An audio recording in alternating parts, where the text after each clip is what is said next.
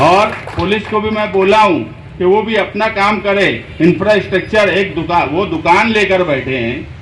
दुकानदार कोई भी हो, पहले अपनी दुकान सही करता है, उसके बाद ग्राहक से या कंज्यूमर को बोलेंगे कि तुम ऐसा करो, तुम वैसा करो।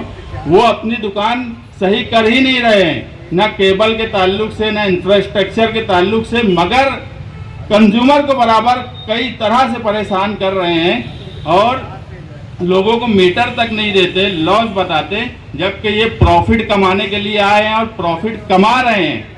लेकिन इनके खिलाफ बोलने के बाद तुम उनके खिलाफ क्या करते हो, किस तरह उसका हल निकले, इसकी कोई कोशिश नहीं की जाती। ये इस शहर में हो रहा है। मैं अपनी बात यहीं पर ख़त्म करना चाहता हूँ कि मालेगांव शहर में जिस तरह से पानी का मसला मुस्तकबिल में है, उसी तरह पावर का मसला भी मुस्तकबिल में है। इन तमाम मामलात को हल करने के लिए आप हमें ताकत दीजिए और जो निहाल साहब से जो सीखने की बात है, तो बेबाकी ही हमने सीखे है। मैं तो हमेशा बोलता हूँ, मैं निहाल साहब से बेबाकी सीखा और बुलंद इकबाल से कागज पत्थर चलाना सीखा कायदे से। मैं तो दोनों लीडरों से सीखा, बेबाकी भी सीखा, कागज पत्थर चलाना भी सीखा।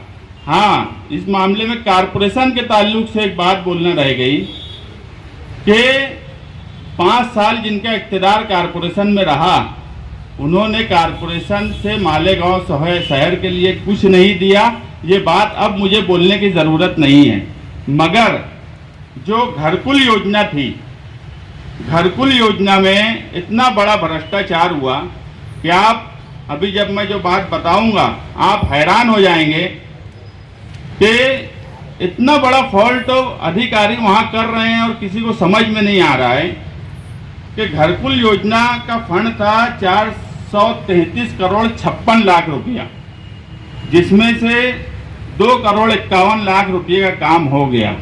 हमारे शहर की ये भी एक बदनसीबी है कि कोई प्रोजेक्ट मुकम्मल नहीं होता। तुम्हारा इसकी एक बड़ी मिसाल फ्लाईओवर ब्रिज है।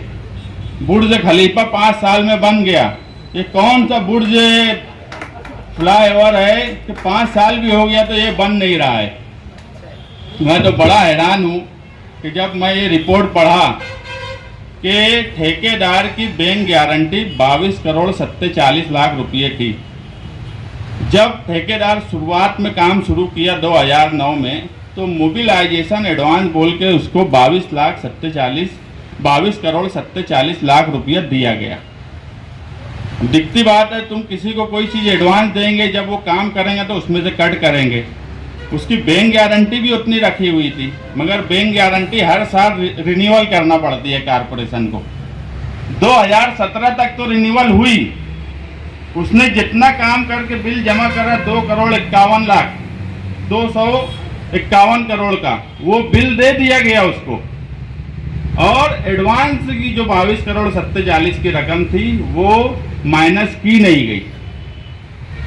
उसके बाद 2017 में जब रिन्यूअल नहीं हुआ तो उसने वो भी पैसा बैंक गारंटी का निकाल लिया।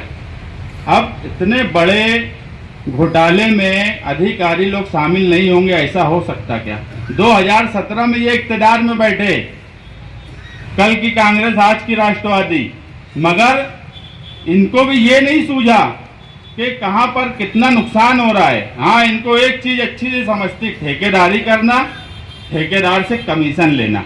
इसमें भी हो सकता है कि कमीशन ले लिया गया हो कि उनको कुछ इन्फॉर्मेशन मत दो और कमीशन लेकर 22 करोड़ निकल जाने दो। आज 22 करोड़ कोई छोटी रकम नहीं है।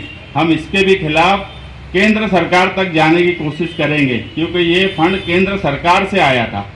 इतनी बड़ी गलती जानबूझकर ही हो सकती है। इतनी बड़ी रकम अगर ज़ाय हो गई तो इसका जिम्मेदार कौन? आज घरकुल योजना का प्रोजेक्ट इस शहर में फेल हो गया, इसका जिम्मेदार कौन?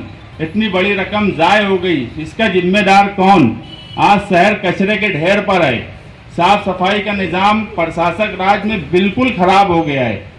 जिनको इन्होंने ठेका दे के देकर गए थे, आज उसके ऊपर जो है आज का जो प्रशासक है वो मजे मार रहा है, मगर शहर पर कोई तवज्जो नहीं है। हम हमेशा कहते हैं जमहूरियत अपना एक निज़ाम है, जो लोग ये बोलते थे प्रशासक राज में बहुत अच्छा होगा, आज वो भी शहर में देख रहे हैं क्या हाल है। इलेक्शन का अता पता नहीं है, कब तक प्रशासक राज रहेगा ये भी आज कोई सही ढंग से बता नहीं सकता।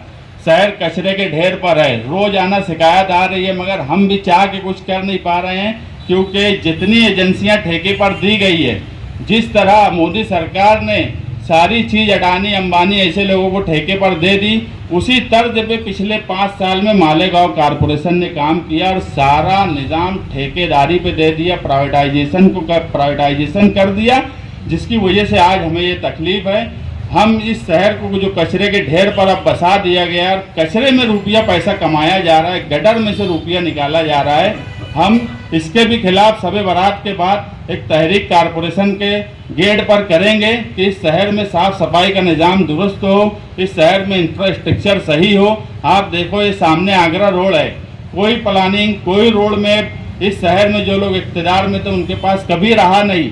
कितने फेस में वो रोड बनेंगी ये भी नहीं अता पता। तुम जब रोड बनाना शुरू कर रहे थे तुम्हें उसी वक्त पता चलना चाहिए था कि आगरा रोड यहाँ से लेके दरेगांव तक कितने रुपये में बनेंगी।